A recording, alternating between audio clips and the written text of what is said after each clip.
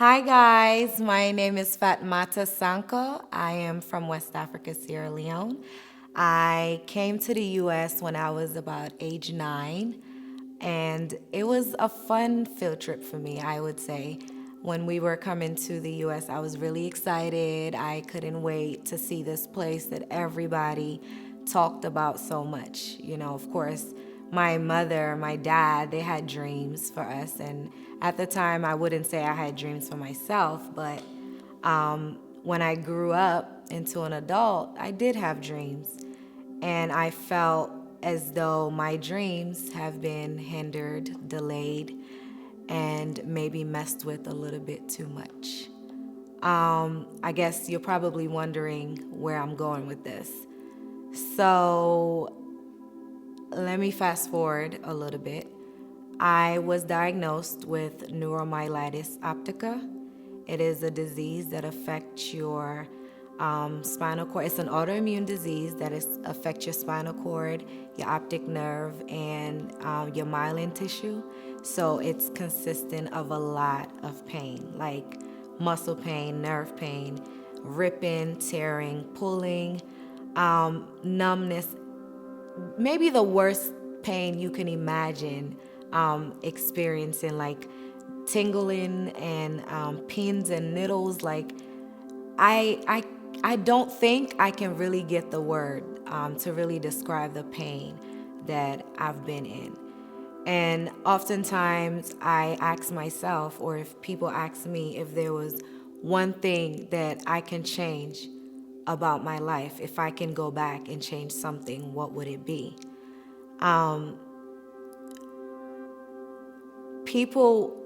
It's a question that you would expect a lot of answers. And I think if I'm asked that question, I thought that my response would be a lot different. But actually, if I could go back and change anything, I would want just one day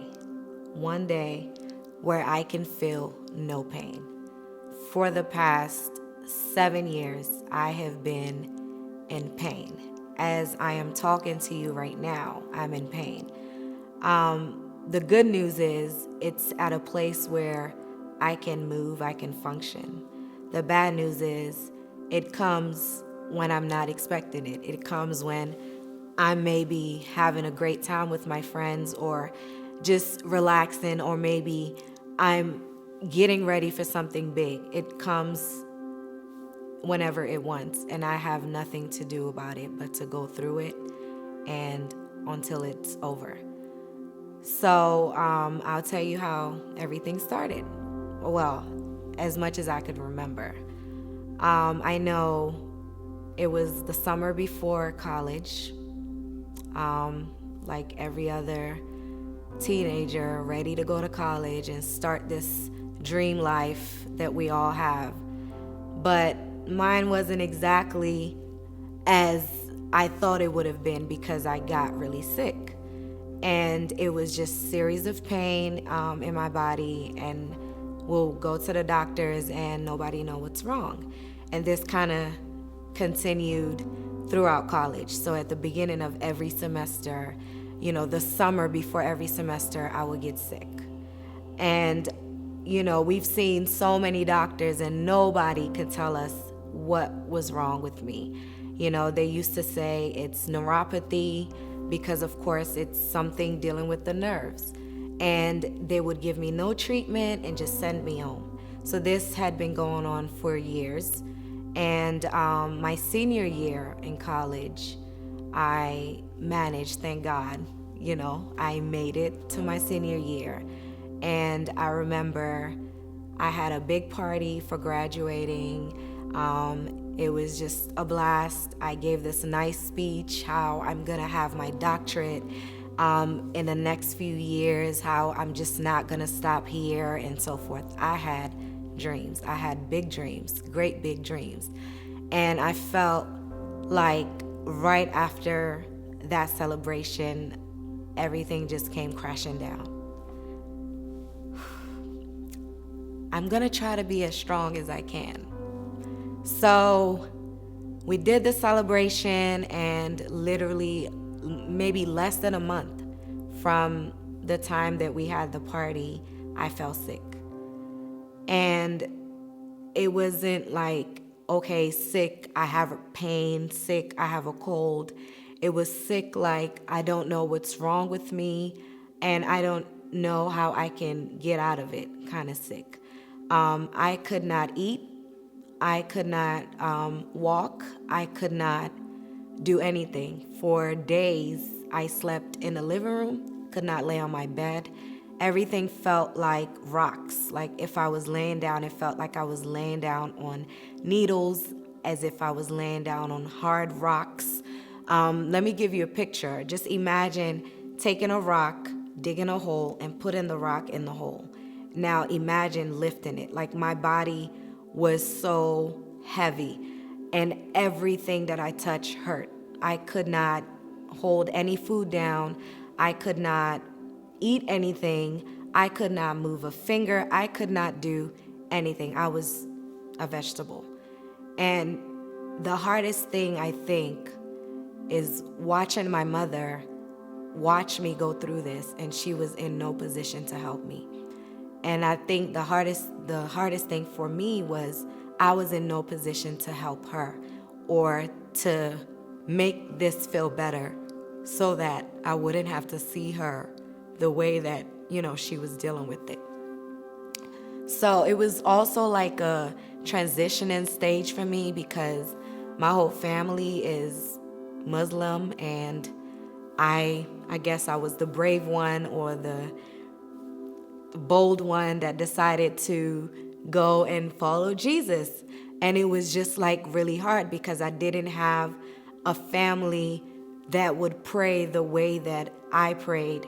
And although my mom is a prayer and she's a believer, it was always maybe disconnect. I felt like she could never just hold my hand and we prayed to Jesus or, for whatever it was that was happening with me. It was just really, really hard.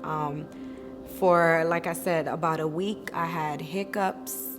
I couldn't hold anything down. And, like my friend was very, very supportive. I would never forget, my friend Nadia, she went to the store and brought every fruit that she could find because I couldn't eat anything else. I mean, you can imagine how much it costs to buy produce. She brought that for me. There were times where she couldn't be there. She would send, her family member to bring me food just to kind of help out, and it was not easy because I've always been the one that wanted to help people. I never wanted to be in a vulnerable state, like where people were doing things for me and helping me.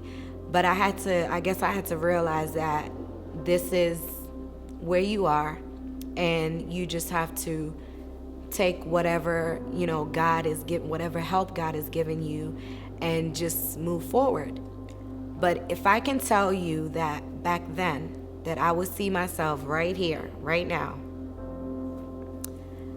I didn't see it. I didn't even see another day. Every day that I did see another day, I was asking for God to take my life because the pain was so much. There was no medication because nobody knew what was wrong with me. So I was just going through it for a while. So of course we did the thing, I got admitted into the hospital, and one doctor said that I may have multiple sclerosis. And it was kind of bittersweet.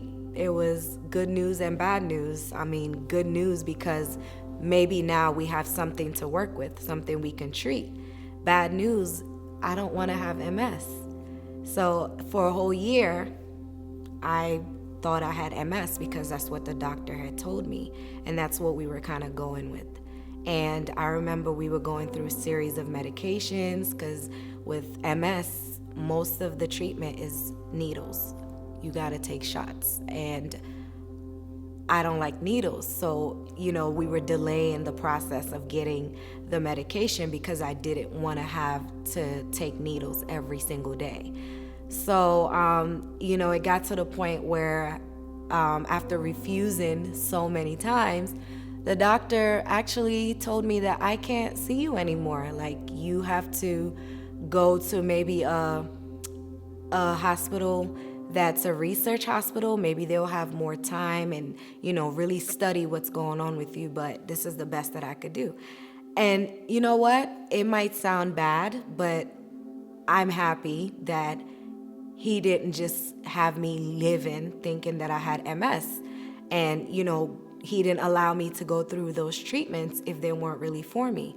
So to me, everything was just what God wanted it to be. He sent me to another doctor.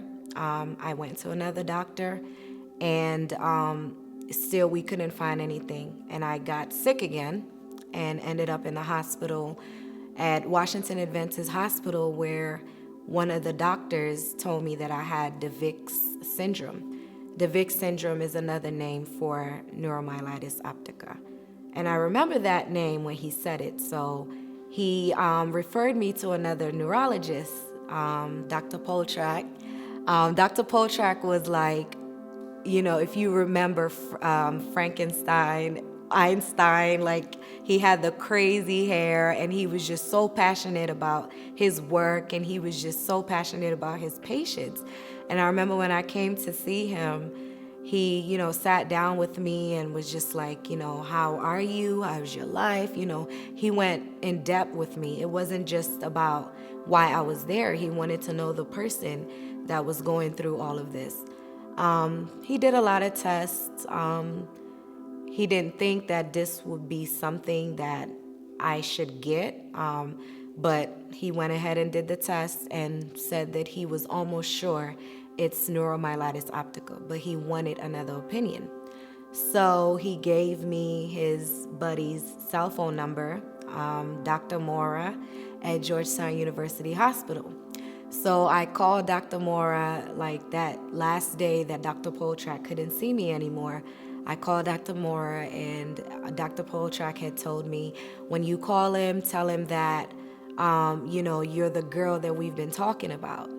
So I didn't even have to tell him my name. I just literally said, hey, I'm the girl you've been talking about with Dr. Poltrak. And, he scheduled me to come into his office. From there, it was just like a blessing for me. God just really connected the dots from that point. I was not lost anymore. I was working with people that really, really cared about me and really, really wanted to get me out of this situation, or at least help me. Dr. Moore was a blessing because he got me to get a research study at NIH. Apparently he worked there for 11 years and he knew everybody, and we were just really trying to get to the bottom of this.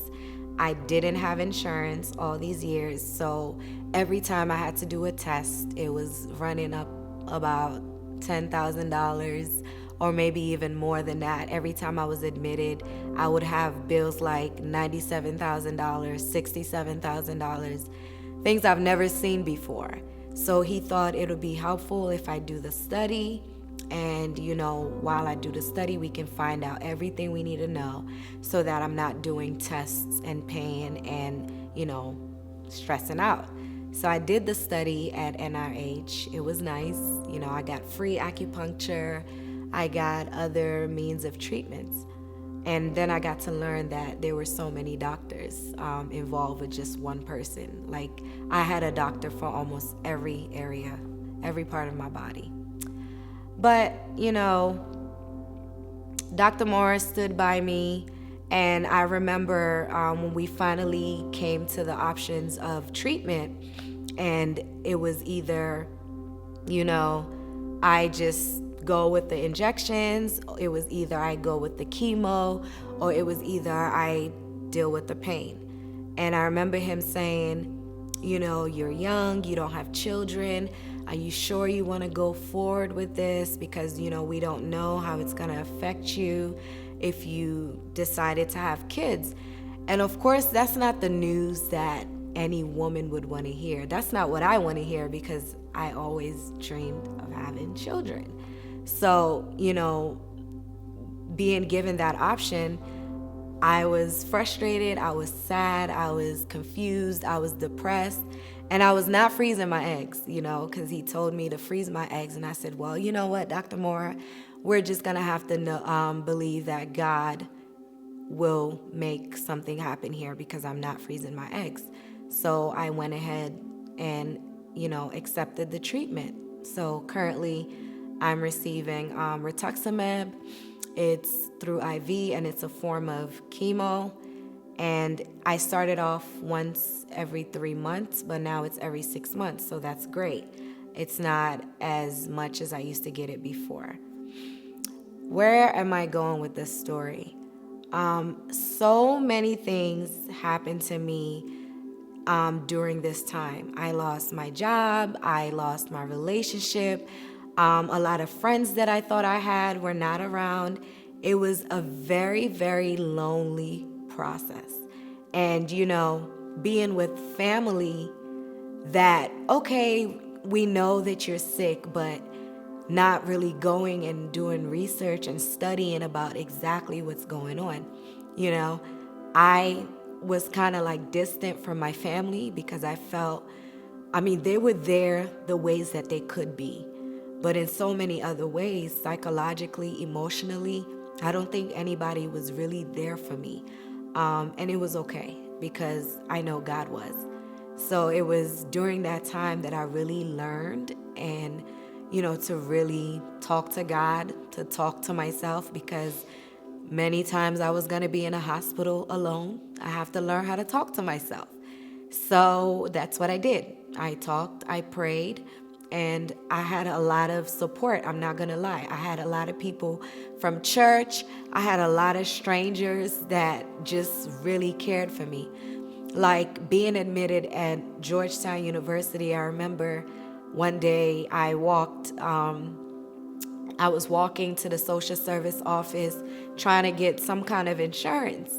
And I walked into this lady's room. I don't know who she is. I just walked in there and I just poured my heart out. I was crying. I was just like, I couldn't hold it. And she came around her desk and she gave me a hug and she talked to me. I cannot remember her name. I think it's Stacy. I can't remember her name.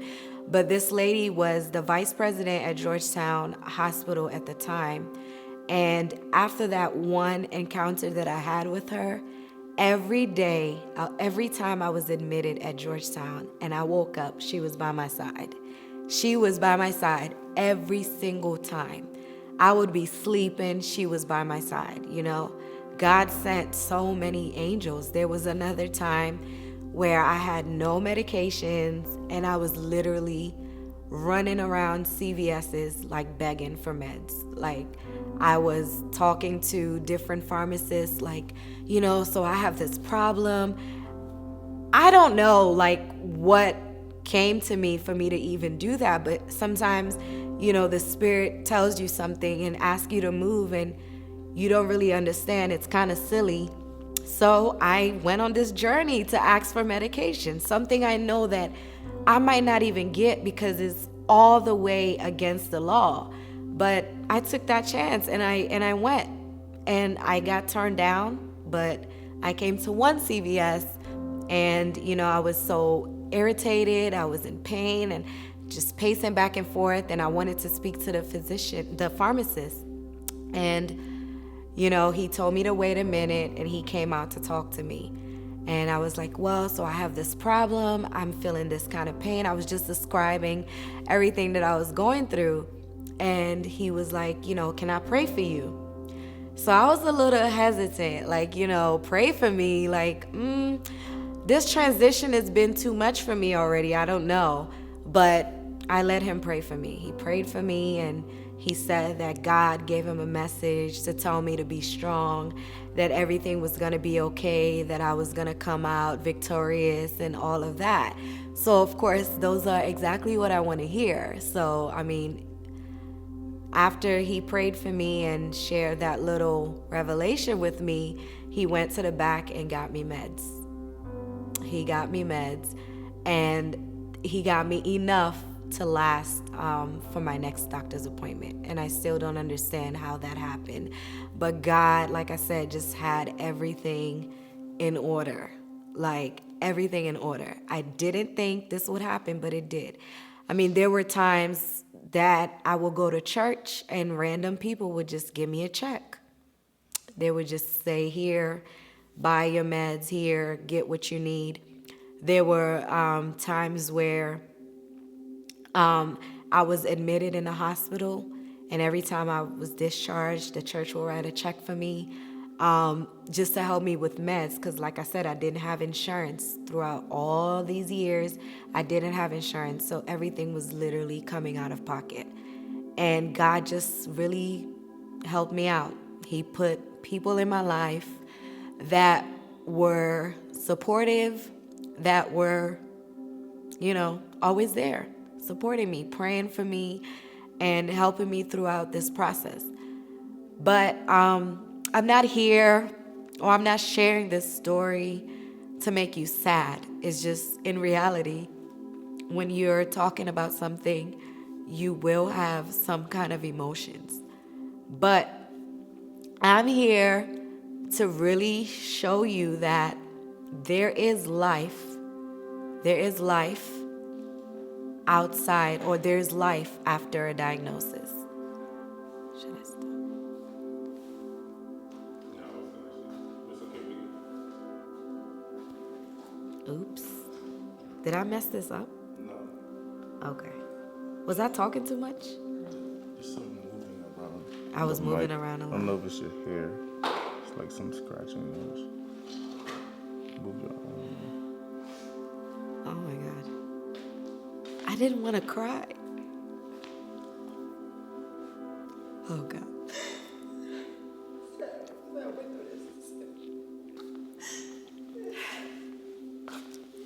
Whew. I know, it's okay.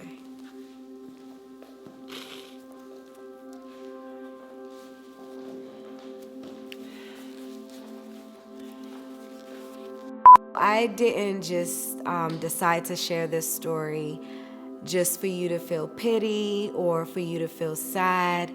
I really wanted to share this story to give hope and to just let everybody out there who was diagnosed with anything, whether it's cancer, lupus, MS,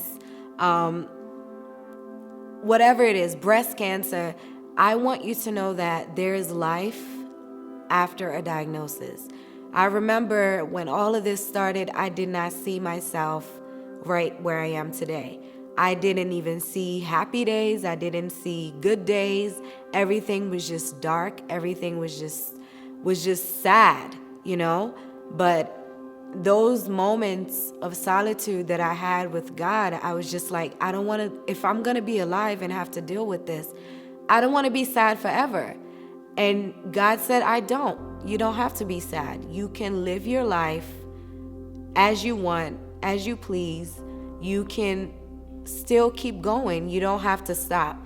And I told myself that I am going to be strong for everybody that's around me. I am going to do everything I like to do. I like to eat. I like to travel.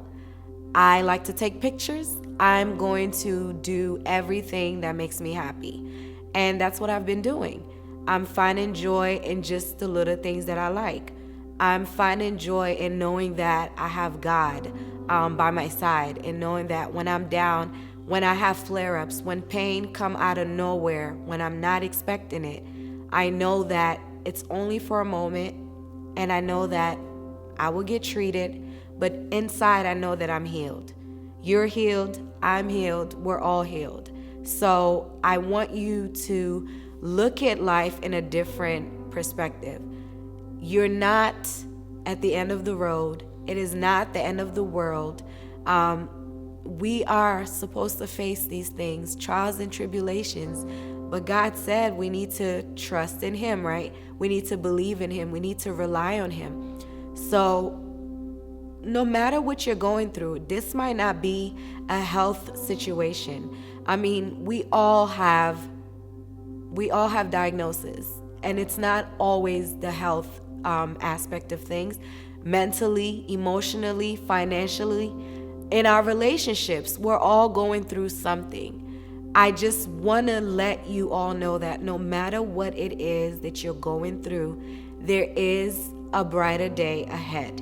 You just have to accept, not claim it, but accept that this is where I am now. I have neuromyelitis optica. That's not what I want. That's not what I prayed for. That's not how I saw my life. If you asked me 5 years from now, back then, I didn't see this in my life. But this is where I'm at. So what am I going to do about it? I'm not going to let it bring me down. I'm not going to let it stop me from being the cheerful person that I was, the happy person that I was, the inspirational person that I was. I'm not going to let it stop me. So I'm doing this to just, shed light to whatever situation that you're going through and let you know that you are going to come out of it. You are going to come out of it. You are going to come out victorious. You are going to come out. You have to be strong for you, and you have to be strong for everybody. Because people would never ever understand where you are. They would never understand the pain that you feel. So one thing I've learned is to just accept that. When you accept that, then you're not going to want pity. You're not going to want pity. Because nobody, even if they tell you I understand, they are never going to understand. When I hear people have cancer or have lupus, and when I used to hear people get sick, I felt sad. And I thought I knew what that meant until I joined them, until I was in a place where I'm feeling pain, where I am spending 2-3 hours in a hospital with doctors trying to bring the pain down and not being successful. So I didn't know what that felt like before until now that I'm actually in it. So I want to give you that other encouragement to know that everybody is not going to understand the pain that you feel, and they don't have to. And you should accept that they don't have to. You have to be strong for yourself. You have to be strong for yourself and for everybody. So, going forward, I just want to spend time on the things that make me happy. With this disease, they said with time, I will become paralyzed. With time, I will become blind. They've said a lot of things, but I remember that was also 4 years ago. And I can tell you that my vision did change a little. My optic nerve is damaged, so I can't even wear glasses if I wanted to. Everything is kind of cloudy, but I can see. I can drive. I'm not paralyzed, and I'm not going to believe it until it happens, but I'm not expecting it, and I'm not waiting for it to happen either. So I just really want you to just live. I'm all about living and loving and being happy and being free. And today, I am so free. I am so free. This is one thing that was so hard for me to really share with the world. I mean, I've shared with a lot of people on a personal level, but to sit in front of a camera or in front of a screen and really tell this story, I'm just at another level of healing. So just live and be happy, and don't let whatever your situation is bring you down. Don't let whatever it is you're going through, whatever disease, whatever diagnosis, there is life after that diagnosis. I promise you. You're looking at somebody who is living, walking, driving, cooking, dancing.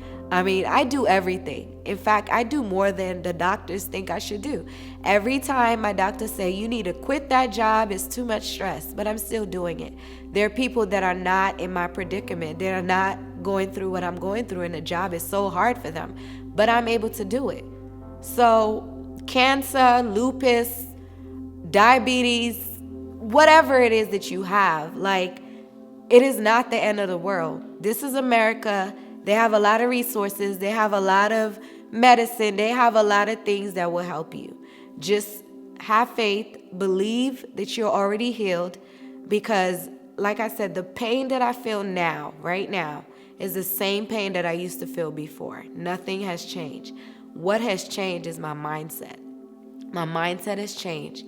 I am choosing healing. I am choosing happiness. That is a choice. And because I am choosing that, I'm able to live like that. So if you choose to be down and sad and you want pity, that's what you're going to feel, and that's what you're going to get. But if you choose to be happy, then that's what you're going to experience. I was emotional like a few days ago because I felt like people actually forget that I have this diagnosis. They forget. So when I'm sick or when I say something, they're looking at me like, you were just dancing yesterday. You were just screaming and you were just excited yesterday. Well, that's why I said earlier, this would just come whenever. It could come right now. I could have a flare up right now. I have no control over that. But what I have control over is how I respond to these flare-ups, how I respond to the pain, how I respond to everything. And I'm choosing to respond positively. I'm choosing to be happy, and I'm going to have everything that I want to have. I'm going to have that baby. Despite this treatment, I'm going to have that baby. And I will do another video with this baby on my lap. But honestly, just really, you're free, you're healed. And until you are able to sit down and accept whatever it is, whatever you find yourself in at that moment, when you accept it, that's when you're free.